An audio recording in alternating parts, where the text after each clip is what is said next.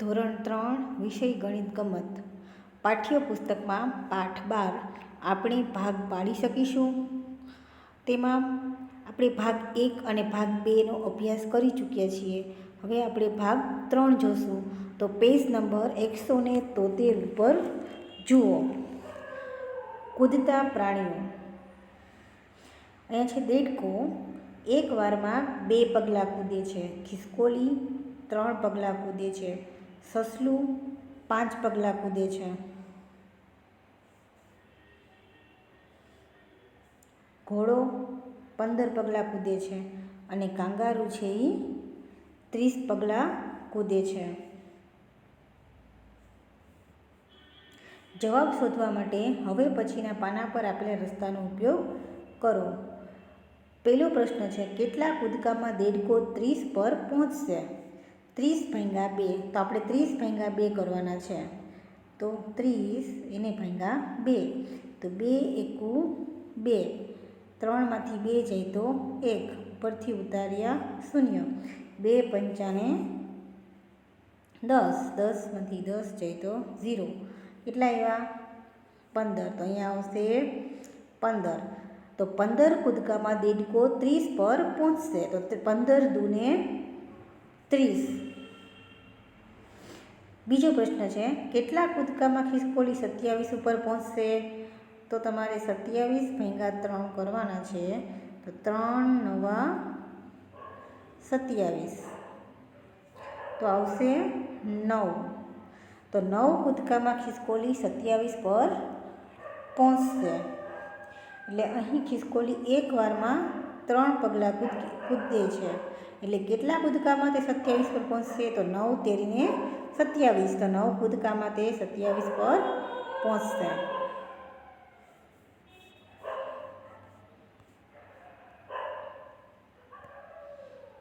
ત્યાર પછી છે ત્રીજો પ્રશ્ન, 2 કૂદકામાં કાંગારૂ કઈ સંખ્યા પર પહોંચશે? તો કાંગારૂ છે એ 2 કૂદકામાં એક કૂદકામાં 30 સંખ્યા પર પહોંચે છે. કાંગારૂ 30 પગલાં કૂદે છે. કેટલા પગલાં કૂદે છે? 30.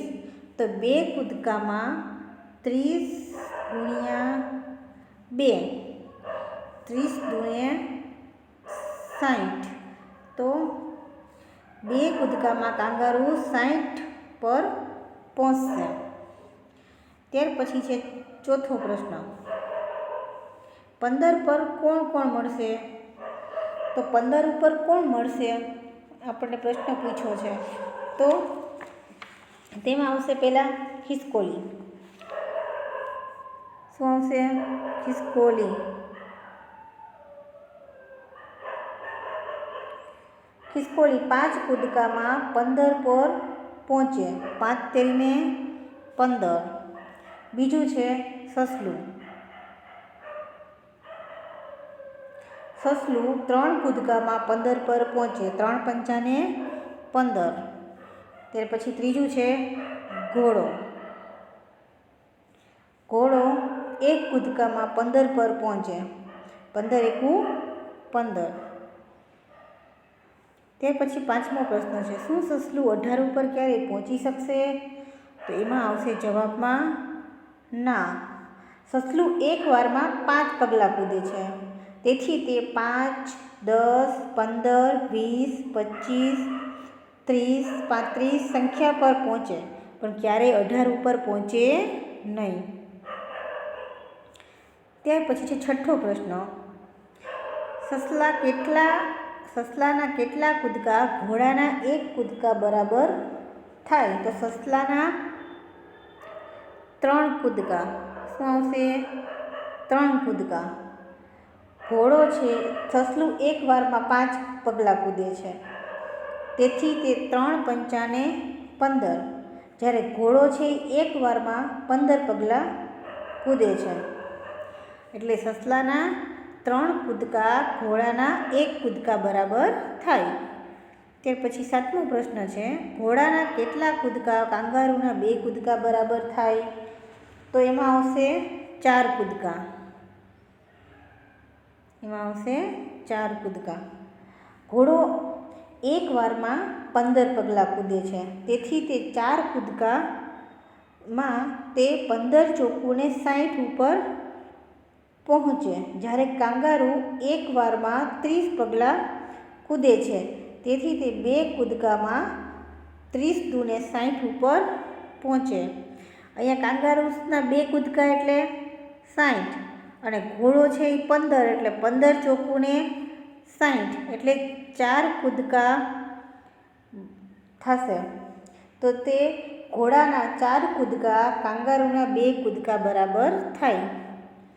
ત્યાર પછી 8મો પ્રશ્ન છે, એવી કઈ નાનામાં નાની સંખ્યા છે જ્યાં દેડકો અને ખિસકોલી ભેગા થશે?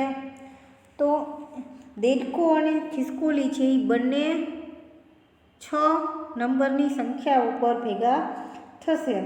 દેડકો એક વારમાં 2 પગલાં કૂદે છે, તેથી તે 2, 4 અને 6 એટલે અહીંયા, અને ખિસકોલી છે એ 3 પગલાં કૂદે છે એટલે 3, 6 અને 9. અહીંયા પણ 6 એટલે દેડકો અને ખિસકોલી છે એ અહીંયા ભેગા થશે, 6 પર ભેગા થશે. બંનેના કૂદકાઓમાં આવતી નાનામાં નાની સંખ્યા કીધી છે એટલે 6 આવે. નાનામાં નાની સંખ્યા કીધી છે એટલે આવશે કે 6 પર ભેગા થશે.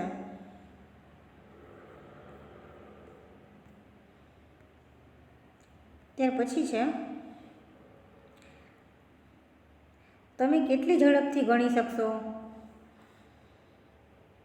2ના ઘડિયાનો ઉપયોગ કરીને 2ના જૂથમાં ભાગ પાડો. અહીંયા જુઓ 18 ભાગ્યા 2 બરાબર 9 એટલે 2 9 ને 18. અહીંયા છે 18 ભાગ્યા 9 બરાબર 2 એટલે તમારે લખવાનું છે 9 ગુણ્યા 2, 9 ગુણ્યા 2 બરાબર 18. પછી અહીંયા આવશે 16 ભાગ્યા 2 બરાબર, તો અહીંયા આવશે 8. અહીંયા લખવાનું 2 8 16. પછી 20 ભાગ્યા 2 બરાબર 10. અહીંયા આવશે 2 ગુણ્યા 10 બરાબર 20. પછી 7 દુ કેટલા થાય? 14. અહીંયા આવશે 2 ગુણ્યા 7 બરાબર 14. પછી આવશે 10 દુ 20, આ બેનો ગુણાકાર છે. ત્યાર પછી આવશે 2 ગુણ્યા 10 બરાબર 20. ત્યાર પછી 4 ભાગ્યા 8 ભાગ્યા 4 કરો એટલે 4 દુને 8. અહીંયા આવશે 2 ચોક 8. ત્યાર પછી હવે કઈ સંખ્યા બાકી રહી 2ના ઘડિયામાં? તો 2 પંચાને 10, તો 10 ભાગ્યા 2 બરાબર 5 એટલે 2 પંચાને 10. તમારે 2ના ઘડિયાનો ઉપયોગ કરીને 2ના જૂથમાં ભાગ પાડવાના છે. ત્યાર પછી છે 5ના ઘડિયાનો ઉપયોગ કરીને 5ના જૂથમાં ભાગ કરો. આપણે જેમ ઉપર 2ના જૂથમાં ભાગ પાડ્યા હતા એમ અહીંયા તમારે 5ના જૂથમાં ભાગ કરવાના છે. તો કેટલા? 4ના ઘડિયામાં 20 ભાગ્યા 4 એટલે કેટલા આવશે? 4 પંચાને 20. અહીંયા મૂકવાના 5 ગુણ્યા 4 બરાબર 20. અહીંયા 5 દુને 10, અહીંયા 10 ભાગ્યા 5 એટલે 2. પછી 15 ભાગ્યા 5 એટલે 3, 3 પચાને 15. અહીંયા આવશે 5 તેરીને 15. પછી 8 પંચા 40. પછી અહીંયા આવશે 5 અઠ્ઠા 40. તમારે અહીંયા 5નો ઘડિયો લખવાનો છે. 5ના જૂથમાં ભાગ કરવાના છે. 5 ચોક 20, 20 ભાગ્યા 5 બરાબર 4. અહીંયા આવશે 5 ગુણ્યા 4 બરાબર 20. પછી 6 પંચાને 30. અહીંયા ગુણાકાર આવશે. અહીંયા આવશે 5 ગુણ્યા 6 બરાબર 30. પછી અહીંયા 25 ભાગ્યા 5 એટલે 5. 25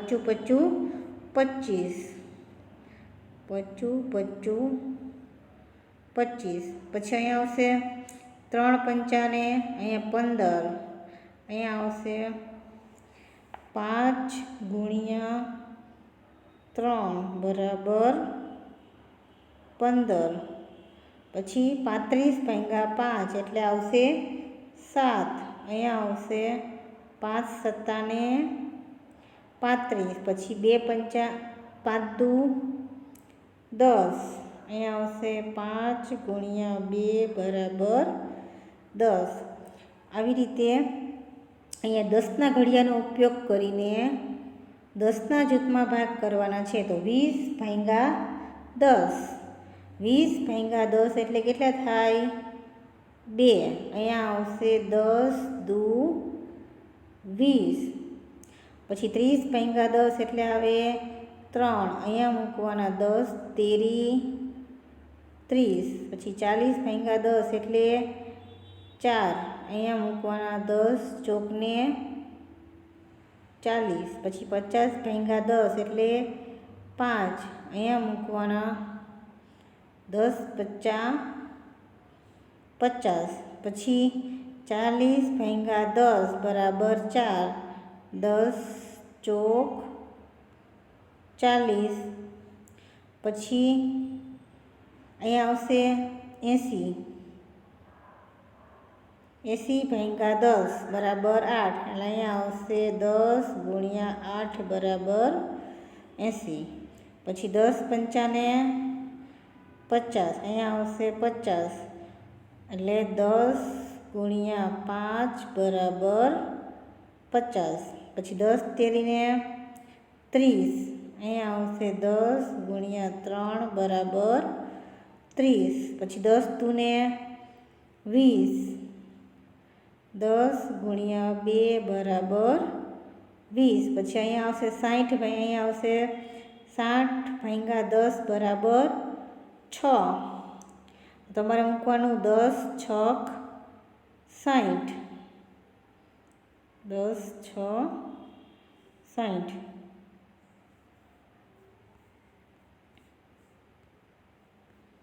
ત્યાર પછી છે આનો પ્રયત્ન કરો. હવે આપણે જે આગળ ભાગ પાડ્યા હતા એવી રીતે અહીંયા પણ ભાગ પાડવાના છે. તો 4 ભાગ્યા કેટલા કરીએ તો 2 જવાબ આવે. તો 4 ભાગ્યા 2. અહીંયા મૂકવાના 2 ગુણ્યા 2 બરાબર 4. પછી 14 ભાગ્યા 7 એટલે 2. પછી અહીંયા આવશે 7 દુ 14. પછી 6 ભાગ્યા 3 બરાબર 2. અહીંયા આવશે 3 દુ 6. પછી 7 દુ આ બેનો ગુણાકાર એટલે અહીંયા આવશે 14. અહીંયા આવશે 2 ગુણ્યા 7 બરાબર 14. પછી અહીંયા બેનો ગુણાકાર 3 દૂને 6.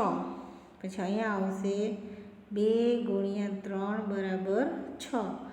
પછી 15 ભાગ્યા 3 એટલે 5 બરાબર. પછી એમાં આવશે 3 પચ્ચાને 15. પછી 8 ભાગ્યા 4 એટલે 2. અહીંયા આવશે 4 દૂને 8. પછી 15 ભાગ્યા 5 એટલે 3 આવશે. અહીંયા આવશે 5 તેરીને 15. પછી 8 ભાગ્યા 2 બરાબર 4. 2 ચોક 8. પછી અહીંયા આવશે આ બેનો ગુણાકાર 8 દૂને 16. અહીંયા આવશે 2 અઠ્ઠા 16. ત્યાર પછી અહીંયા બાજુમાં 9 ભાગ્યા 3 એટલે 3. અહીં તમારે મૂકવાના 3 ગુણ્યા 3 બરાબર 9. પછી 18 ભાગ્યા 9 બરાબર 2. અહીંયા મૂકવાના તમારે 9 દુ 18. પછી અહીંયા કેટલા આવશે? તો આવશે 10. 10 ભાગ્યા 2 બરાબર 5, એટલે 5 દૂને 10. એ પછી 20 ભાગ્યા 5 એટલે 4. તેમાં આવશે 5 ગુણ્યા 4 બરાબર 20. ત્યાર પછી 12 ભાગ્યા 4 એટલે આવશે 3. એમાં આવશે 4 તેરીને 12. તે પછી 20 ભાગ્યા 4 એટલે આવશે 5. અહીંયા મૂકવા 4 ગુણ્યા 5 બરાબર 20.